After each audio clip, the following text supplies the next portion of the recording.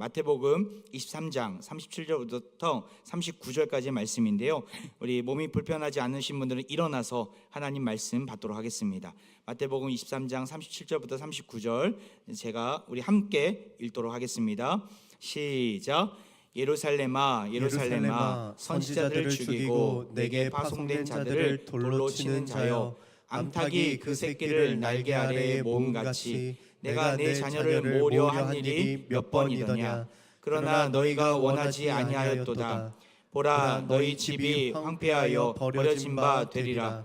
내가 너에게 이르노니 이제부터 너희는 찬송하리로다. 주의 이름으로 오시는 이여 할 때까지 나를 보지 못하리라 하시니라. 아멘. 네, 자리에 앉으시기 바랍니다. 최근에 한국 사회에 있어서 큰 기쁜 소식이 있었죠. 바로 노벨 문학상을 우리 한 작가가 받게 되었습니다. 우리 한강 작가라는 분이 이번에 노벨 문학상을 최초로 이렇게 이른 나이에 받게 되었는데, 노벨 문학상을 받고 나서 이 한강 작가에게 인터뷰나 수상 소감을 이렇게 할 수 있는 기자회견을 요청했지만 그가 열지 않기로 했다라는 이야기를 들었습니다. 이유는즉슨 지금 전 세계적으로 전쟁 중 아닙니까? 우크라이나와 러시아 그리고 팔레스타인과 이스라엘의 전쟁 가운데서 많은 비극적인 일들이 일어나는 이 가운데 이 축제 분위기의 수상 기자회견을 연다라는 것은 맞지 않기 때문에 열지 않기로 했다는 이야기를 들었습니다. 그 이야기를 들으면서 그 소설책의 내용들도 뭐 평화나 또한 인류애에 대한 내용들이 많이 있다고 들었는데, 이것들이 그냥 단순히 글로만 표현된 것이 아니라 그 삶 속에서도 우선순위로 두면서 살고 있는 모습을 보면서 노벨상을 받을 만한 분이구나라는 생각을 하게 되었습니다.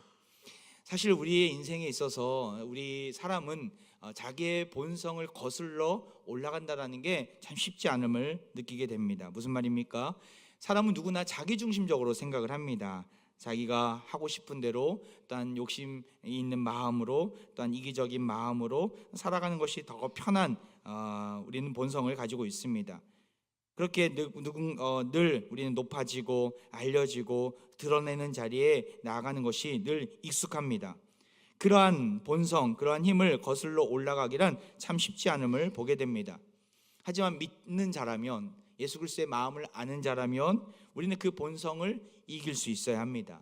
본성의 지배를 받는 인생이 아니라, 욕망의 지배를 받는 인생이 아니라 말씀의 지배를 받는 인생이 되어야 하는 것이죠.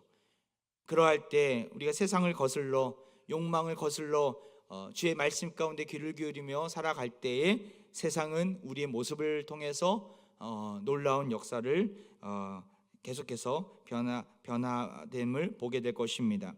오늘은 이웃을 향한, 세상을 향한 그 예수님의 마음과 모습을 함께 좀 나누고자 합니다.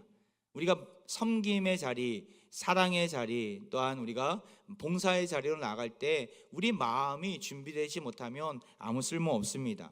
내 마음이 준비되어야 진심이 통하고 우리의 사랑과 섬김이 더 아름다운 열매를 맺게 되는 것이죠.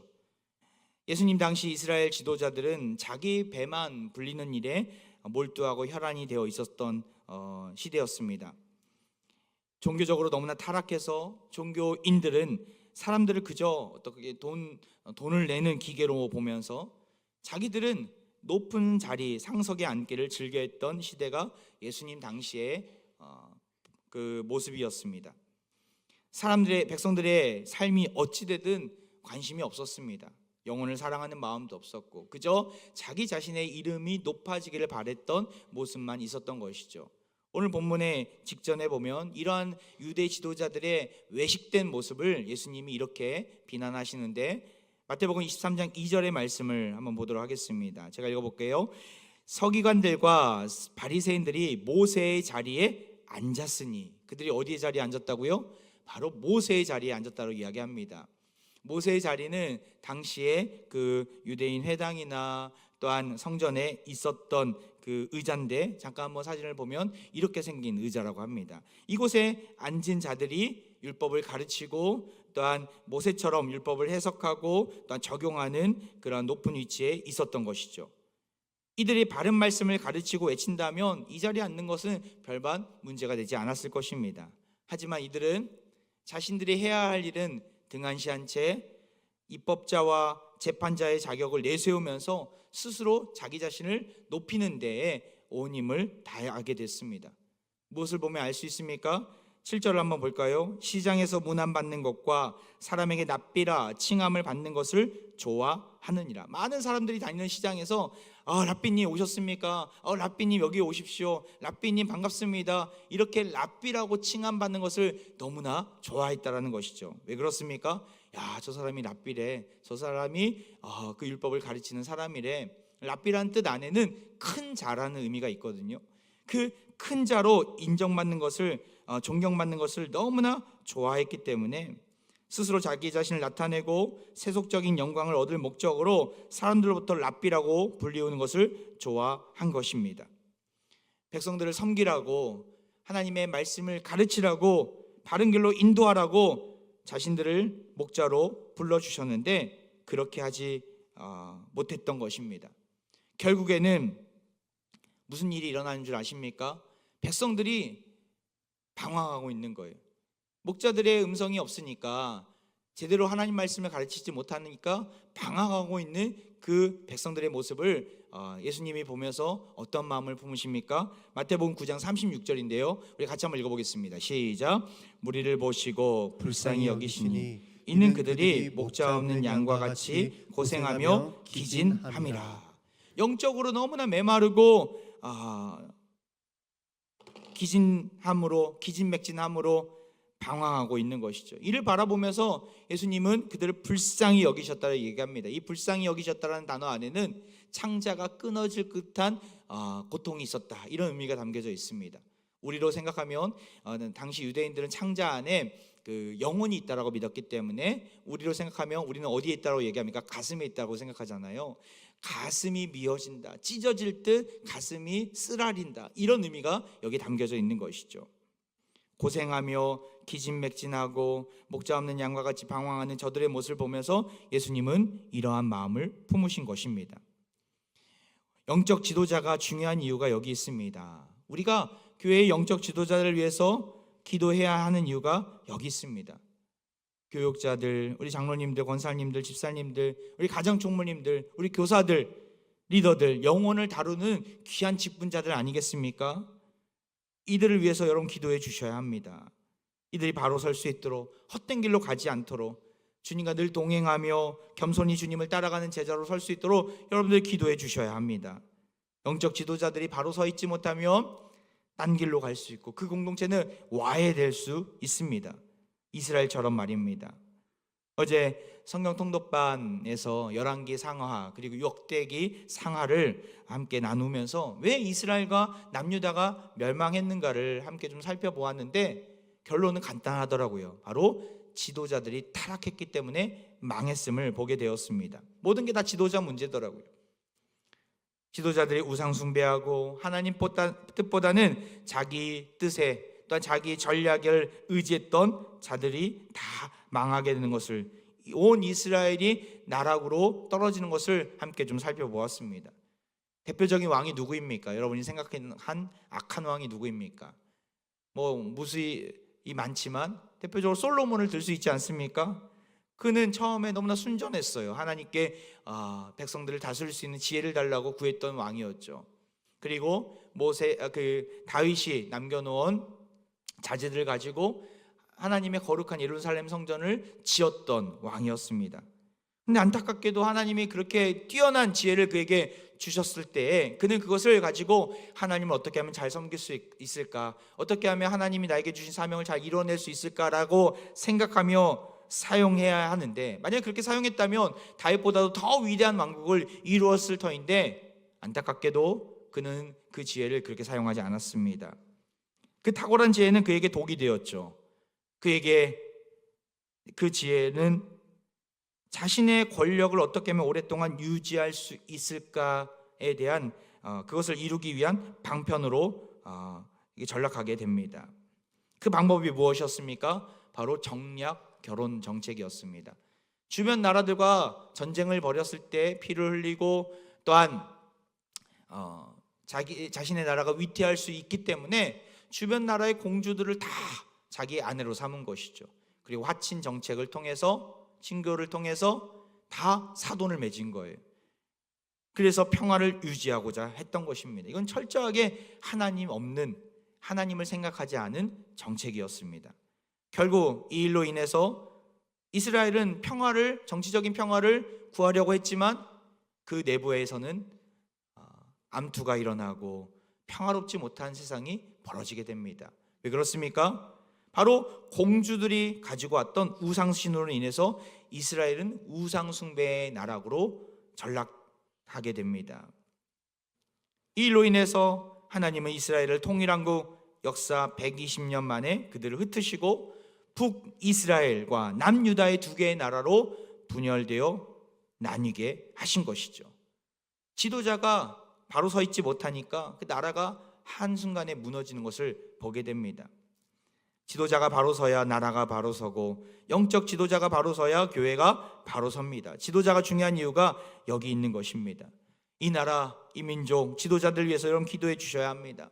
나아가 앞서 말씀드렸던 교회 지도자들을 위해서 귀히 여기시며 기도해 주셔야 합니다.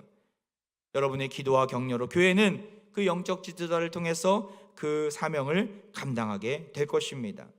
오늘 본문 제가 칼럼에, 주보의 칼럼에 썼는데 그 제목을 뭐라고 썼습니까?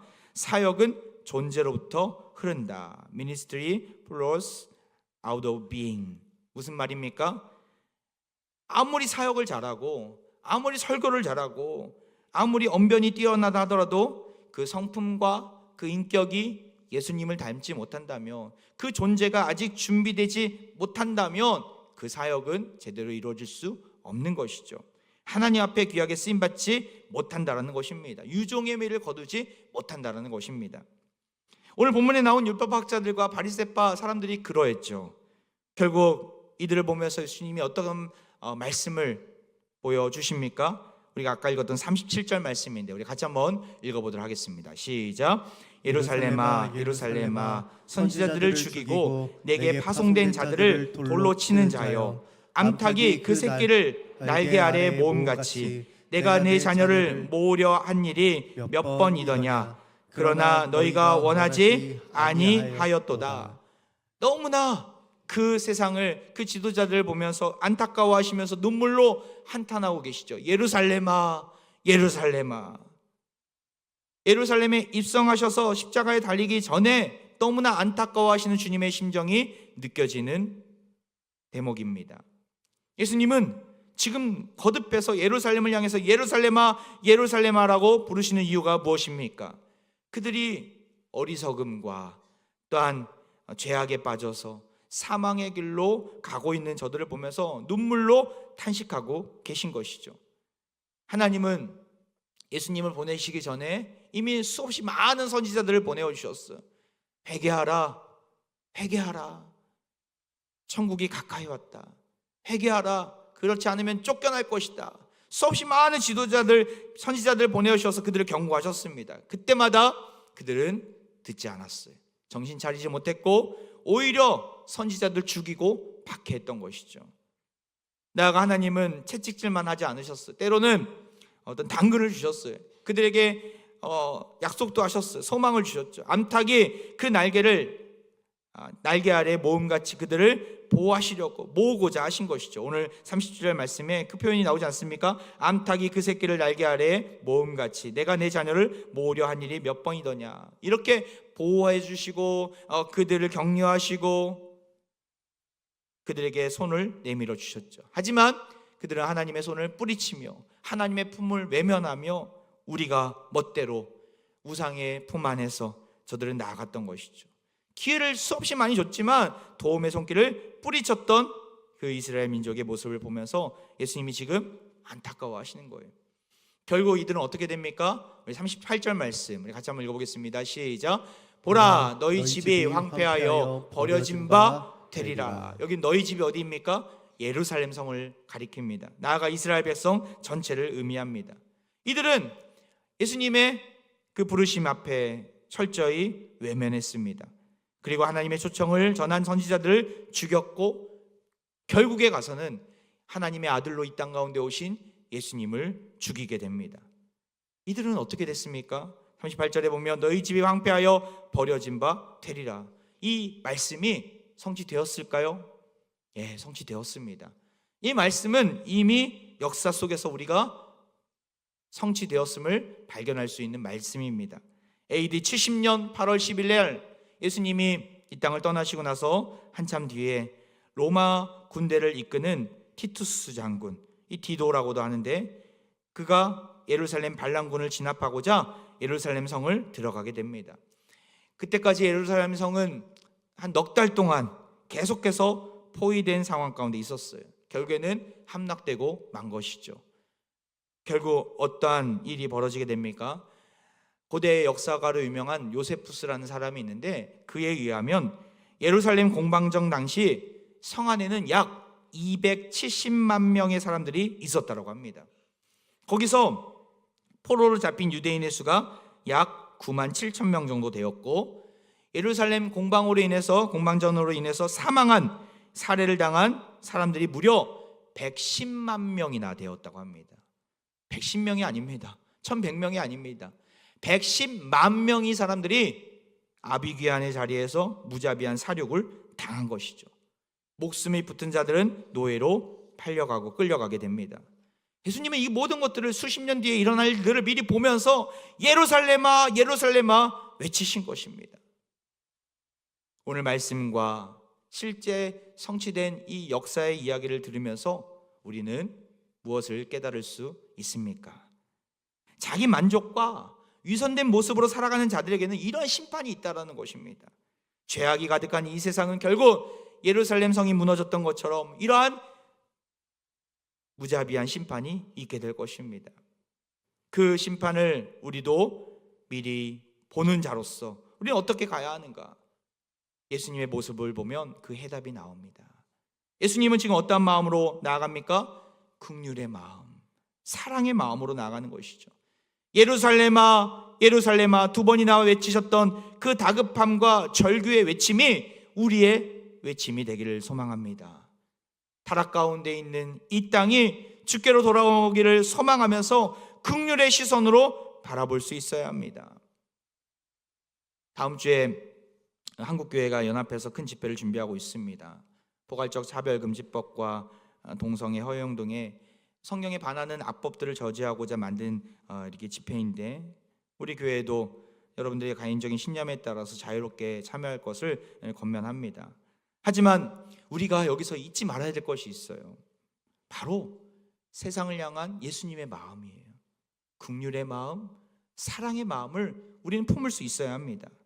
이 모든 집회나 이 모든 것들이 대결 구도나 어떠한 세를 과시하는 그런 자리가 되어서는 안 됩니다. 세상을 향해서 철저히 사랑과 긍휼의 마음으로 나아가야 합니다. 교회는 정치 집단이 아닙니다. 정치와 권력의 힘을 실어서는 안 됩니다. 권력을 가지고 나아가다 보면 그것이 세상 앞에서는 덕이 되지 못하고 때로는 폭력적으로 보여질 수 있습니다. 나아가 교회 안에 다양한 의견들이 있습니다. 다양한 자세들이 있어요. 우리는 교회 안에서 한 몸을 이룬 지체들 아닙니까? 교회 안에 다양한 의견들을 같이 수용하고 사랑의 마음으로 품을 수 있어야 합니다. 이런 일로 인해서 교회가 분열돼서는 안 됩니다. 우리의 적은 누구라고 말씀드렸어요? 내 옆에 사람이 아니라 마귀입니다. 사단입니다. 사단이 원하는 게 뭐예요? 우리가 서로를 죽이고 서로를 싸우게 만드는 일을 원합니다. 분열시킨다는 거죠. 사단의 가장 특징 중에 하나가 이간질이고 거짓말이잖아요. 서로를 오해하게 만들고 그 본심보다는 내 주장을 앞세우게 만들면서 서로의 관계를 깨뜨리는 데 사단은 온 전략과 온 힘을 다하고 있습니다. 다양한 의견, 다양한 입장이 있을 수 있습니다. 그러한 태도를 보면서 넌 마귀야, 넌 사단이야 이렇게 말해서는 안 됩니다. 분열은 사단이 원하는 것입니다. 이런 일로 마녀 사냥이 일어나서는 안 됩니다. 각자의 입장과 의견을 존중할 수 있어야 합니다. 우리의 목표는 무엇입니까? 우리가 거룩함을 잃지 않는 것입니다. 우리 자녀들이 하나님 나라의 가치관에 벗어나지 않도록 살아갈 수 있는 환경을 잘 만들어주는 것이 신앙의 윗세대로서, 부모로서 해야 하는 일인 것이죠. 교회 거룩성을 지키기 위해서 우리는 목숨 걸고 온 힘을 다해야 합니다. 하지만 이런 방법들이 폭력적인 방법이 아니라, 물량주의와 같은 세상적인 방법이 아니라 사랑과 긍휼의 시선으로, 세상을 향해서 사랑의 언어로 우리의 목소리를 내어야 합니다. 그 구체적인 방법이 무엇입니까? 바로 눈물입니다. 눈물로, 긍휼의 마음으로 나아가야 세상이 변화될 수 있습니다. 예수님이 그러하셨어요. 예루살렘아 예루살렘아, 여기에 보면 눈물을 흘리셨다는 말은 없지만 예수님의 눈물이 전 느껴지더라고요. 그 긍휼의 마음이 느껴지더라고요. 예수님은 그 자리에서 변하지 않는 예루살렘을 향해서 하늘의 군대를 불러 그 자리에서 멸하실 수 있는 권능의 하나님이십니다. 하지만 예수님이 그렇게 하지 않으셨어요. 어떻게 행하셨습니까? 예루살렘아 예루살렘아, 눈물을 흘리시면서 스스로가 그 예루살렘의 백성들의 죄를 대신 지시며 죽음의 길을 택하신 것이죠.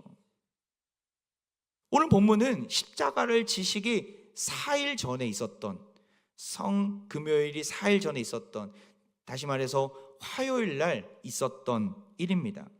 예수님이 며칠 뒤에 십자가를 지실 것을 분명히 아셨어요.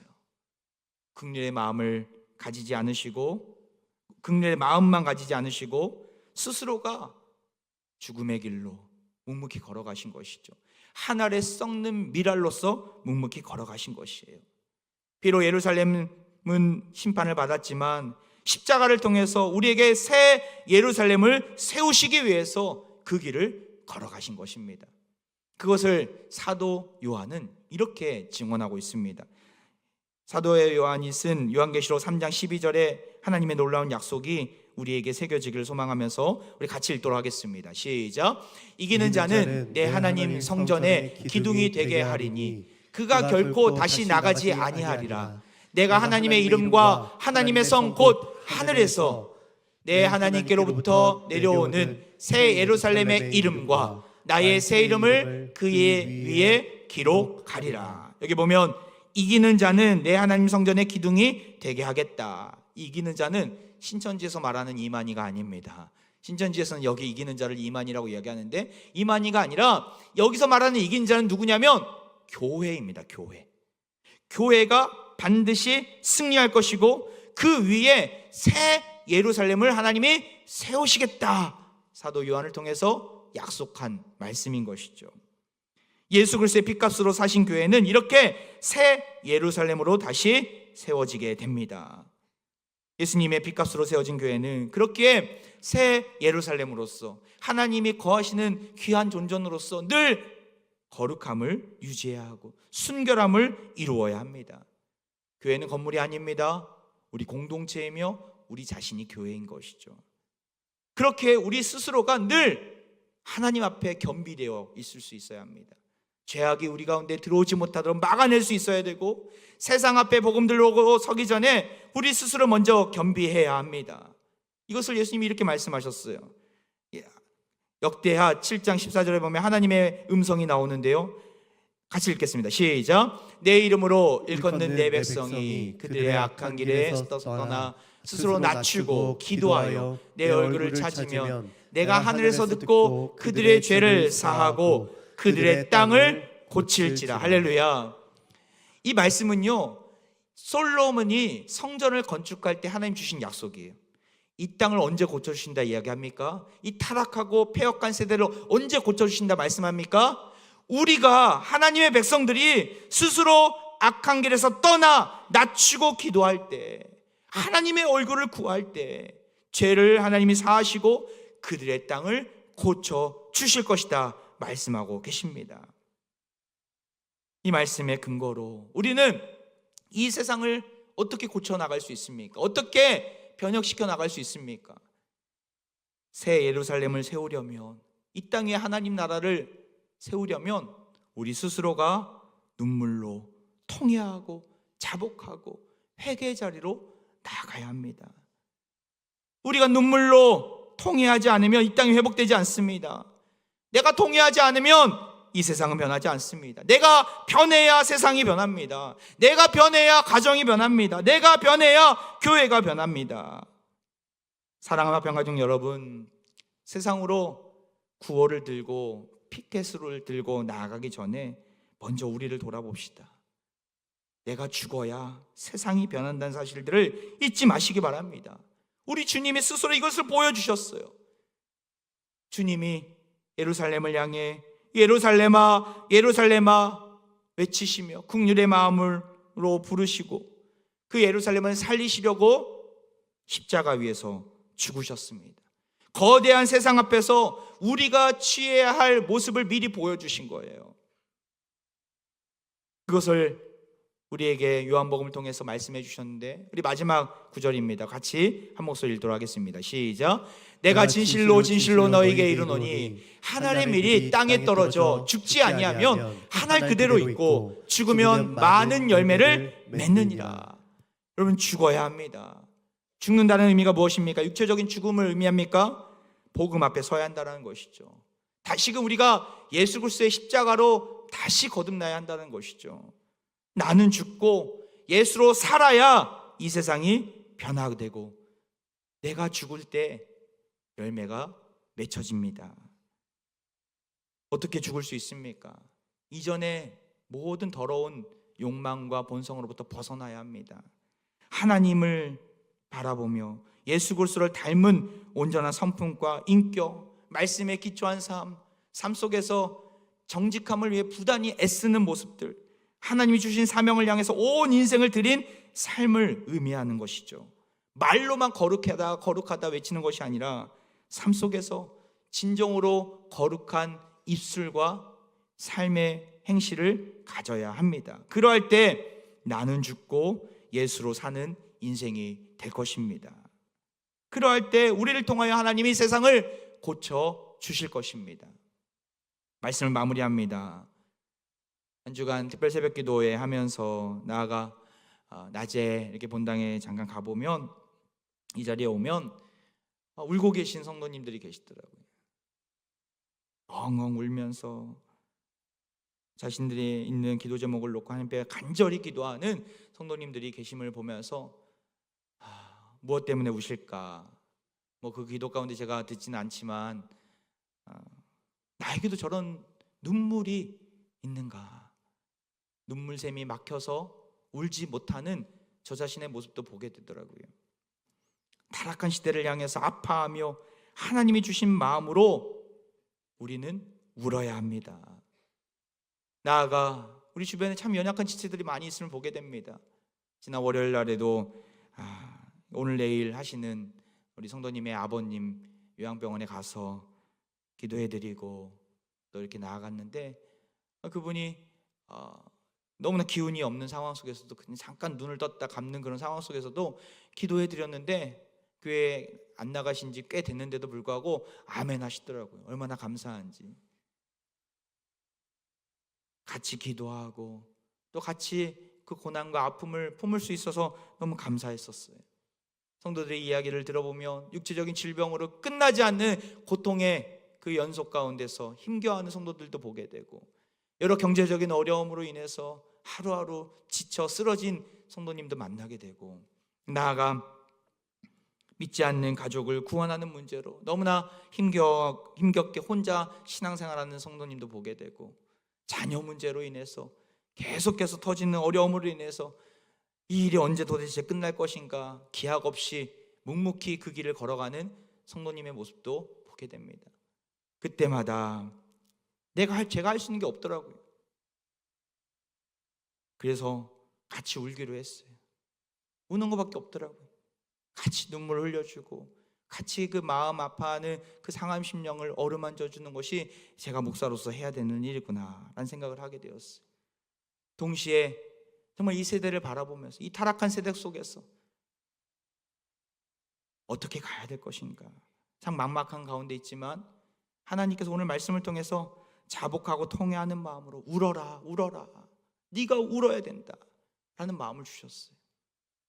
사랑과 평가중 여러분, 예루살렘아 예루살렘아 외치시는 그 주님의 마음을 오늘 내 마음 가운데 심으시기를 바랍니다.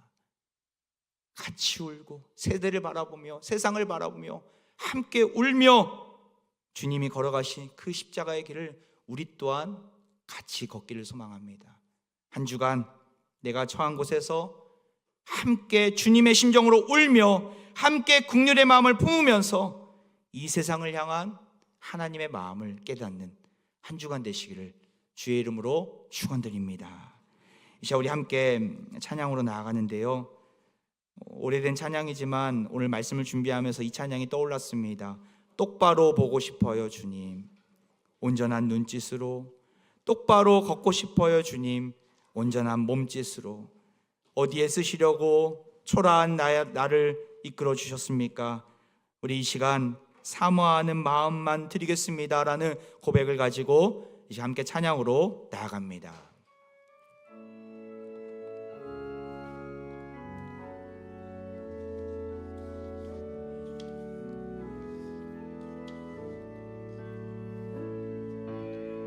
똑바로 보고 싶어요 주님, 온전한 눈짓으로.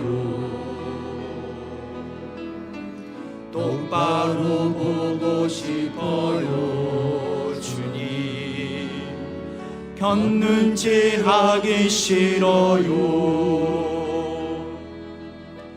하지만 내 모습은 온전치 않아 세상이 보는 눈은 마치 날 죄인처럼 멀리하며 외면을 하네요. 주님, 이 낮은 자를 통하여 어디에 쓰시려고 이렇게 초라한 모습으로 만들어 놓으셨나요? 당신께 드릴 것을 사모하는 이 마음뿐, 이 생명도 달라시며 십자가에 놓겠으니 허울뿐인 육신 속에 참빛을 쉽게 하시고 가시뿐인 세상 속에 미랄로 썩게 하소서. 우리 2절입니다. 똑바로 걷고 싶습니다 주님. 똑바로 걷고 싶어요 주님, 온전한 몸짓으로. 똑바로 걷고 싶어요 주님, 기웃든 하기 싫어요. 하지만 내 모습은 온전치 않아 세상이 보는 눈은 마치 날 죄인처럼 멀리하며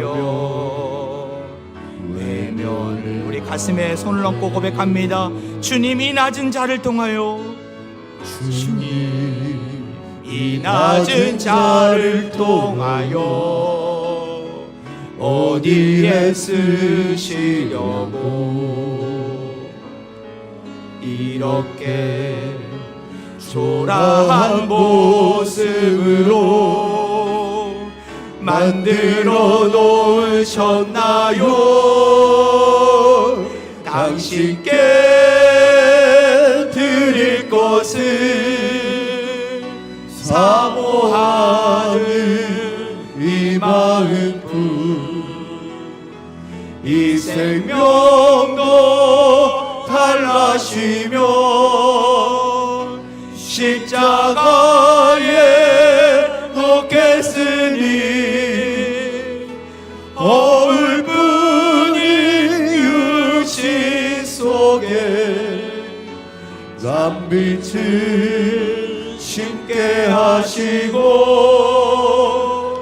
아직 뿐인 세상 속에 미랄로 섞게 하소서. 주님, 오늘 말씀을 통해서 다시금 우리 자신을 돌아보게 하시고 예수님의 마음을 품게 하시니 너무나 감사드립니다. 주님, 가식뿐이 이 세상 속에서, 허울뿐이 이 세상 속에서 물들어갔던 우리 연약함이 있었습니다. 욕망에 빠져 내 마음대로 내 뜻대로 살고자 했던 우리의 위선됨이 있었습니다. 주님, 이 시간 우리를 불쌍히 여겨 주옵소서. 예루살렘아, 예루살렘아, 이 세상을 바라보며 안타까워하시고 긍휼히 여기셨던 그 주님을 우리가 믿사오니, 십자가의 길을 걸어갔던 그 주님을 따라가기로 우리도 다짐하며 나아가오니, 우리의 마음 가운데 그 긍휼의 마음을 회복시켜 주시고, 이 어지러운 세상 속에서 우리가 주님만을 신뢰하며 그 십자가의 길을 묵묵히 걸어가는 우리 모든 주의 백성들 되게 하여 주옵소서. 여러 인생의 어려움으로 힘겨워하는 화평가족들이 있습니다. 지치고 넘어지고 말 못할 고민 가운데 힘겨워하는 화평가족들의 그 마음을, 상한 심령을, 그 상한 육체를 어루만져 주시고 속히 일으켜 주옵소서. 회복시켜 주시고 하나님의 놀라운 긍휼을 베풀어 주옵소서. 그리하여 이 땅 위에서 우리에게 명하신 그 빛과 소금의 역할을 잘 감당하여 이 세상을 변화시키시고 고쳐주시는 그 하나님 나라를 경험하기를 원합니다. 우리를 귀한 도구로 사용해 주시고 한 주간 더 눈물로 기도하며 이 세상을, 이 폐역한 세대를 향해 담대히 나아가는 우리 모든 화평가족들 되게 하여 주옵소서. 예수 그리스도의 이름으로 기도하옵나이다. 아멘.